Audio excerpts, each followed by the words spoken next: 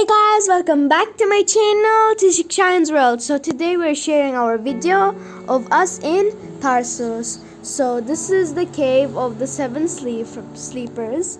So yeah, hope you enjoy the video. The Seven Sleepers Cave is a show cave situated to the north of Tarsus in Mersin Province, Turkey.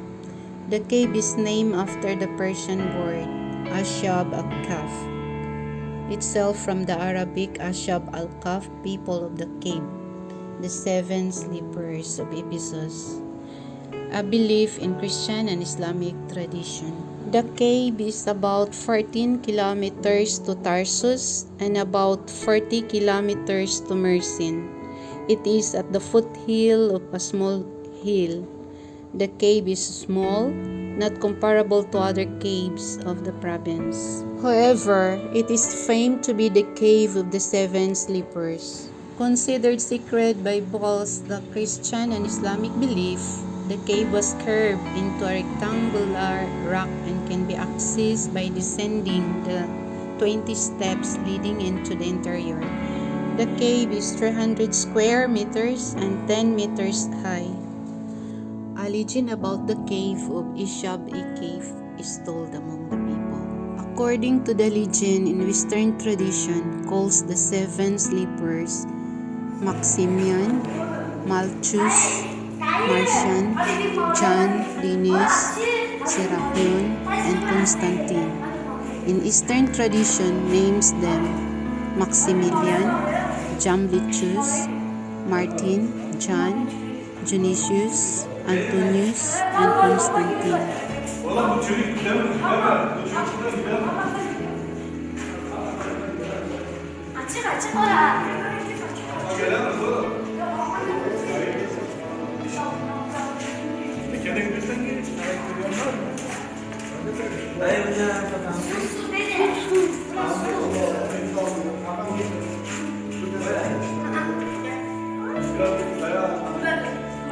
This story is believed to have taken place at the time before the birth of Muhammad and after the time of Jesus and the 12 apostles who believe in him, or historically in the second half of the first century as per shown.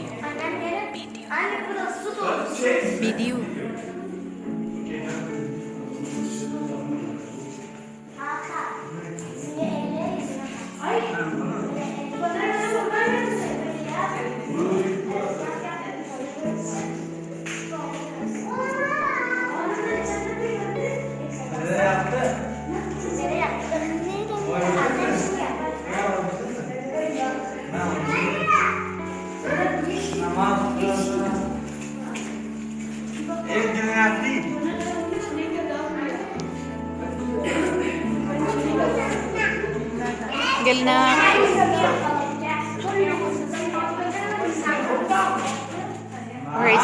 Where is the dog?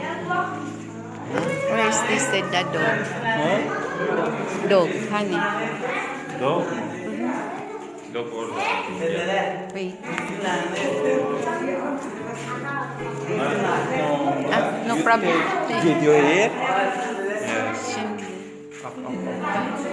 Yavaş. You check us. During those days, Jerusalem, Jordan, Syria, and Asia Minor were dominated by the Romans. During the reign of Decius, one of the deputies of Hadrianus, the emperor of Rome, and when he was the governor of Tarsus, now known as Tarsus, the Christian monotheists had to keep their faith and belief as secrets, since they were forced to declare the Roman emperors as gods and to worship idols. The Roman emperors had created an environment where persecution was prevalent, as torture and death awaited every monotheist cult, and the believers could not find a place where they could manifest their beliefs freely. In such a period, the 6 noblemen who were employed at the royal palace of Decius, the governor of Ursus, now Tarsus, and who were keeping their faith as a secret were caught by Decius, opened upon denunciation by informants who sought the favor of the emperor, and they were summoned to reply to the charges. Who is the Lord that you want to serve at the time when everyone recognizes me as the Lord? The young nobleman did not fear his threatening in his face and in the face of the idolaters who believe in him. They replied, "Our Lord is the Lord of the heavens and the earth. Never will we invoke besides him any deity." We would have certainly spoken then an excessive transgression. After voicing out their faith, laying down their lives for the sake of their belief, the young men were given some time to recant their faith before giving them punishment. However, the God-fearing youths chose to abandon all the worldly merits and possessions they had at the royal palace and fled for refuge to the cave in the Mount of Marcian, located 12 kilometers northwest Tarsus. On their escape route, they came across the monotheist shepherd Kiskitatnos, who knew the region well, and when they told him the reason behind their trip in reply to his question, he and his dog Kıtmir went with them to guide them in their way, and they all entered in the cave in the mountainside. In the cave, where they took shelter from persecution, they prayed to God. Our Lord bestowed on us mercy from yourself and prepare for us from our affairs right guidance. Those prayers of the holy youths who surrendered themselves to the Almighty were not to be rejected by Him, and He made them remain in a heavenly slumber in the cave out of sight, without eating or drinking or even aging for 3 centuries according to the Gregorian calendar and 309 years according to the lunar year. When they woke up from their sleep after 3 centuries, they thought they had only been asleep for a day or a half day. They then decided to send Malchus into the city to collect news and buy some food with the antique silver coins from the reign of Decius, and instructed him to be careful not to attract attention. When Malchus tendered the antique silver coin for the food he bought, people around him looked at the coins and thought that he had found a hidden treasure and requested him to show its place.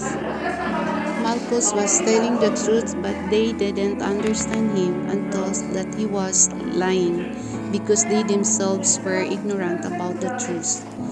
His anxious and distressed condition aroused suspicion among them and made them drag him before Arius, the monotheist governor, who took the place of Decius 3 centuries later. Malchus had a long conversation with Arius, telling him about their ordeals and their identities. On the other side, Arius told Malchus that the story he was telling took place 3 centuries before, that those periods and the persecution was prevailing then had ceased, and that he had taken the place that was ruled by Decius. At the end, the story was heard by the crowd, so when they set out for the cave together with the governors to learn more about the event, they could see that the holy youths who challenged the suppression of Decius in order to maintain their faith, and who were revived by God, who made them remain in a heavenly slumber in the cave of Okion mountain for 3 centuries, were still young after that long period. Through the story of those holy youths, those who didn't believe in God or the resurrection of the dead were convinced that the Lord was giving them the key to solve the mystery of resurrection. The holy youths were invited by the administrators to the city, but the youths went into the cave again in order to consult about the matter.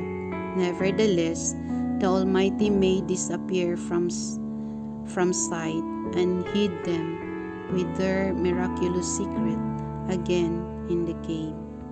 The seven sleepers, having great importance in terms of religious tourism and commonly known by various religions and cultures, is important for providing intercultural dialogue and tolerance. Both Christians and Muslims are sharing the religious value of this sacred place. Therefore, we can say that these facilities created in front of the cave are the most beautiful examples of sharing human values, and the cave have gained the identity of being a place granting of universal message where civilizations come together on a common ground. As you can see, the story is written in different languages. It is written in Turkish, English, and Arabic for people to understand about the story of this cave. So guys, that's all for now. Before closing the video, don't forget to subscribe, like the video and press the bell. See you in the next video. Bye. Thanks for watching.